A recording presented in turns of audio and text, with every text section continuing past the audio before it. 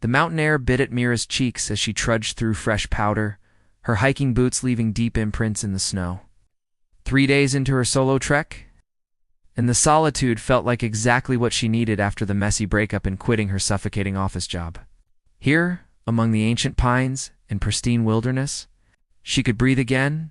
Just you and me now, she whispered to the mountains. Adjusting her backpack straps, the flash came without warning, a streak of light that tore through the early evening sky, trailing emerald fire. Mira shielded her eyes as the object crashed beyond the ridge with a thunderous impact that shook snow from tree, branches. Curiosity overwhelmed caution. She changed direction, following the thin trail of smoke rising above the tree line. Whatever had fallen was no ordinary meteorite. The light had moved too erratically, had changed direction before impact. The crash site appeared like a wound in the earth-scorched soil steaming against the snow. Twisted metal scattered across a clearing.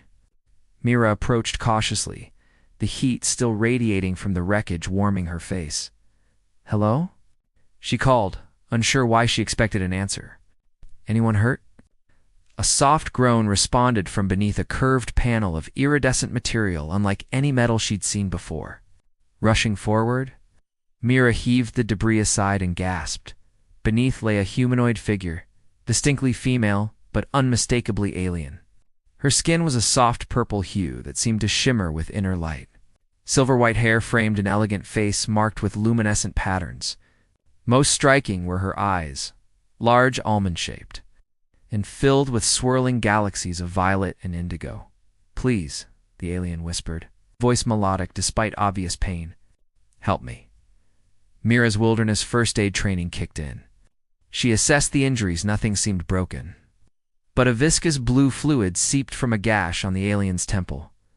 "I'm Mira," she said, applying pressure to the wound with a clean bandana. "Can you tell me your name?" "I am Elder Nix," the alien replied, her words accented but clear. "My ship, ... sabotaged."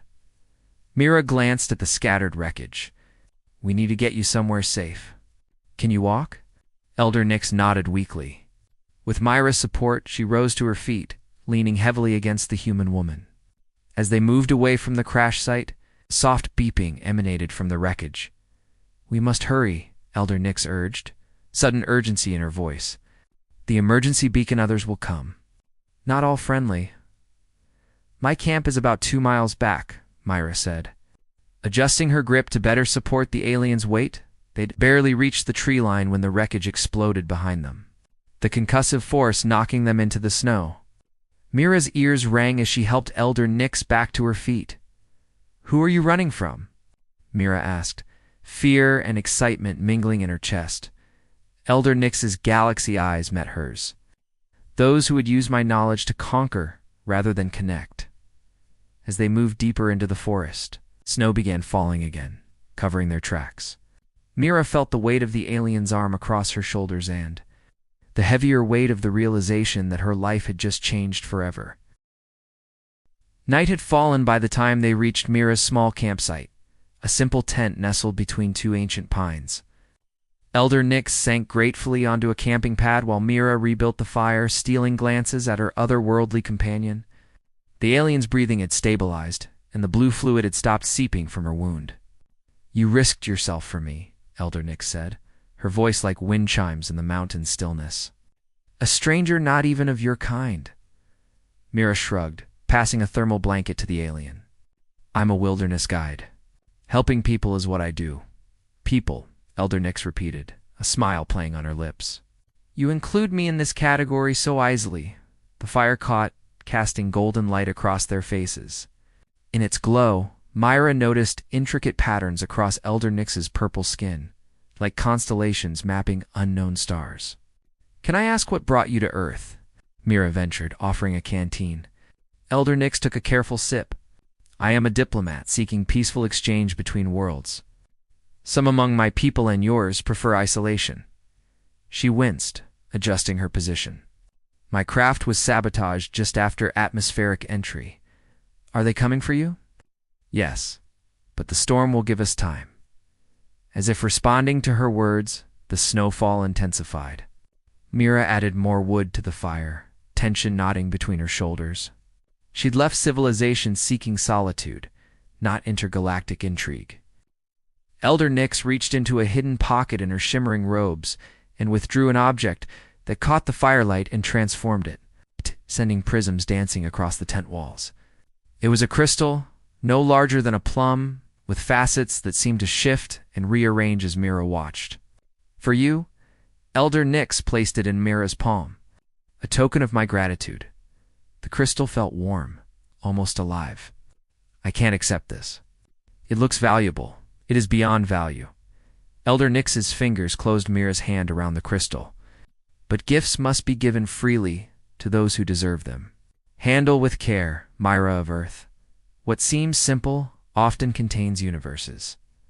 That night, Myra slept fitfully, the crystal tucked into her jacket pocket.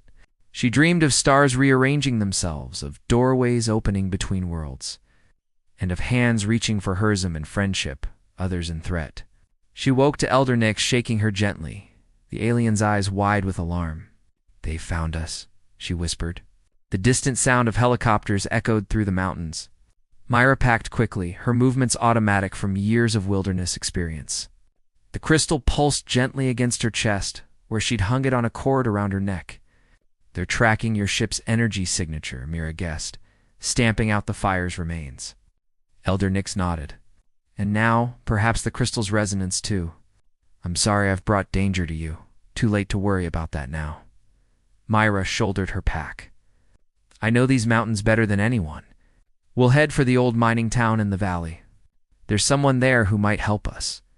As they slipped away into the pre-dawn darkness, the crystal began to glow, illuminating their path with a soft blue light that seemed to bend around them, hiding them from searching eyes. The abandoned mining town of Copper Ridge huddled in the valley like a forgotten memory. Most buildings stood empty, their windows dark sockets watching the wilderness reclaim their foundations. Only a few stubborn residents remained, those who preferred solitude to society. "Kai lives there." Mira pointed to a converted warehouse at the edge of town, its metal roof gleaming dully in the afternoon light. "Former aerospace engineer, brilliant but complicated." "You trust this person?" Elder Nyx asked, her steps faltering slightly. The journey had taxed her strength. "With mechanical things?" "Absolutely." "With people?" Myra shrugged. "Let's say he understands boundaries." The helicopters had circled for hours before moving west. But Mira knew the respite was temporary. The crystal at her neck pulsed with increasing frequency, as if sensing their pursuers. Kai opened the door before they knocked, a tall man with dark skin and eyes that missed nothing, his hair tied back in a messy bun. He took in Elder Nyx without surprise. "You've brought company," he said simply, stepping aside. "Interesting company." The warehouse interior was a startling contrast. To its rusted exterior high-tech workshop filled with half-completed projects, computer screens, and machinery Mira couldn't identify. "We need help," Mira explained, as Elder Nyx sank gratefully onto a chair. "Government types, maybe others, looking for her." In this, she pulled out the crystal. Kai's eyes widened. That's putting it mildly. He moved to a computer, typing rapidly. 3 different agencies converging on this area. They're using satellite thermal imaging now. Can you block it? Mira asked. "Already am. This place is shielded." He approached Elder Nyx, keeping a respectful distance. "I'm Kai, and you're obviously not from around here." "Elder Nyx of the Stellari Council," she replied with a tired smile. "Your planet is not quite ready for official contact, but circumstances have forced my hand." Kai nodded as if purple aliens were an everyday occurrence. "And that?" He gestured to the crystal, now glowing intensely. "A key," Elder Nyx said softly. "And a test." Mira felt the crystal grow warmer. Outside, engines rumbled as vehicles approached the town. "We've got company." Kai moved swiftly, activating screens that showed black SUVs rolling down the main street. "Government first. But they won't be alone for long. Others will have detected my emergency beacon," Elder Nyx confirmed. "Some Stellari oppose contact with Earth. They would rather take the key and leave no witnesses." Mira touched the crystal, which pulsed in response. What exactly did you give me? Before Elder Nix could answer, the warehouse lights flickered. A new sound joined the approaching vehicles, a high-pitched whine that made their teeth ache. That's not government tech, Kai said, grabbing a backpack and stuffing equipment inside. Back entrance now. As they rushed through the workshop, Mira caught Kai's hand. Their eyes met in a moment of silent communication, fear, determination, and something deeper passing between them. I know a place, he said. If we can reach it. The crystal flared brilliantly as they slipped into the gathering darkness, its light somehow bending around them, rendering them nearly invisible to searching eyes, human or otherwise. Kai's place turned out to be an old observatory perched high on a mountain ridge, accessible only by a treacherous service road that wound like a serpent through dense forest. The stone building stood silhouetted against the night sky, its dome rusted but intact. University abandoned it years ago, Kai explained, unlocking the heavy doors with practiced ease. I've been restoring the telescope. Never expected it would be for this purpose. Inside, the circular main room housed a massive telescope aimed at the star-filled sky. Equipment both ancient and cutting-edge lined, the walls Kai's additions evident. In the sleek interfaces grafted onto vintage instruments, Elder Nix approached the telescope reverently, her purple fingers tracing its metal frame. Perfect, she breathed. The crystal at Mira's neck pulsed with increasing urgency, its glow illuminating the observatory with rippling blue light. Without understanding why, she removed it and placed it on the telescope's viewing platform. The reaction was immediate. Light erupted from the crystal, shooting through the telescope and projecting onto the domed ceiling, a three-dimensional star map unlike any Myra had seen. With pathways connecting distant points in glowing threads, the Stellari network, Elder Nix explained, her voice filled with wonder. Pathways between worlds, doorways through space-time. Kai stared upward, transfixed. Transit routes. You've mapped quantum tunnels between star systems? Yes. My people have traveled these. Paths for millennia. Elder Nix turned to Mira. The crystal is attuned to you now. It recognizes something in you that resonates with the network itself. Myra shook her head. I'm just a wilderness guide. There's nothing special there is, Elder Nix interrupted gently. Your first instinct upon seeing my crash wasn't fear or greed, it was compassion. You didn't see alien or other. You saw someone needing help? That's just being human, Myra protested. Is it? Elder Nix's galaxy eyes reflected the star map above. Many humans would disagree, as would many Stellari. Fear of difference is universal, and so is the capacity to overcome it. The moment was interrupted by alarms blaring from Kai's equipment. He rushed to a monitor, cursing under his breath. Multiple vehicles approaching, and something else aircraft. But the signature's all wrong. His eyes met Mira's. They found us. The crystal's energy is difficult to mask, Elder Nix admitted. Especially now that it's active. Mira stared at the star map, at pathways connecting worlds she'd never imagined. What happens if they get the crystal? Best case? Your world's power balance shifts dramatically as nations fight to control interstellar travel, Kai answered grimly. Worst case? Mira asked.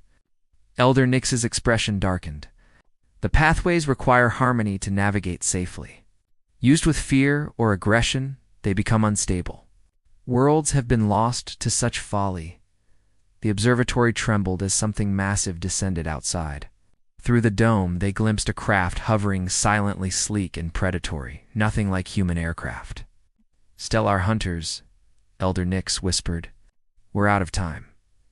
Kai moved to Myra's side, his hand finding hers. Their fingers intertwined, a silent promise passing between them. I need to activate the network fully, Elder Nix said urgently. The crystal must be properly attuned to its keeper. What do I need to do? Mira asked, feeling the weight of worlds in her question. Elder Nix guided her hands to the crystal. Focus on connection, not separation. On bridges, not barriers. As Mira's fingers touched the crystal, the star map above began to move, pathways shifting and realigning. In that moment, she understood what Elder Nyx had known from the beginning. The gift wasn't just the crystal, but the responsibility that came with it. The observatory doors shuddered under the impact of battering rams. Through the windows, flashlight beams cut through darkness as government agents surrounded the building. Above, the Stellari craft hummed with gathering energy. "They're charging weapons," Kai warned, his arm protectively around Mira's shoulders. The crystal pulsed between Mira's palms, synchronized now with her heartbeat. The star map overhead had stabilized, a particular pathway glowing brighter than the rest a road home for Elder Nyx. "I can open the path," Elder Nyx said, her voice tight with urgency. "But once opened, I cannot maintain it long without the crystal." Mira understood the unspoken question. "You're asking me to come with you?" "I'm offering you a choice," Elder Nyx corrected. "Your world stands at a threshold. It needs guides who understand connection, not conquest." The doors splintered at their hinges. Outside, voices shouted commands, weapons being readied. "And what about those we leave behind?" Myra's eyes found Kai's. What had begun as reluctant alliance had deepened into something. Neither had expected Da connection forged in crisis, but no less real for its sudden blooming. Kai smiled, the expression transforming his serious face. "Bold of you to assume I'm staying behind." Elder Nyx's eyes twinkled. "The invitation extends to worthy companions." "You'd leave everything?" Mira asked him, heart pounding. Kai gestured to the chaos outside. "What exactly am I leaving?" "A world that would weaponize this discovery." His hand caressed her cheek. "Besides, some things are worth following across galaxies." The moment lingered between them, heavy with possibility. Then Kai leaned forward, his lips meeting Myra's in a kiss that felt like a promise of adventures, untold and discoveries shared. The observatory doors crashed open. Agents in tactical gear poured in just as the Stellari craft fired, its energy beams slicing through the dome above. "Decide now," Elder Nyx urged.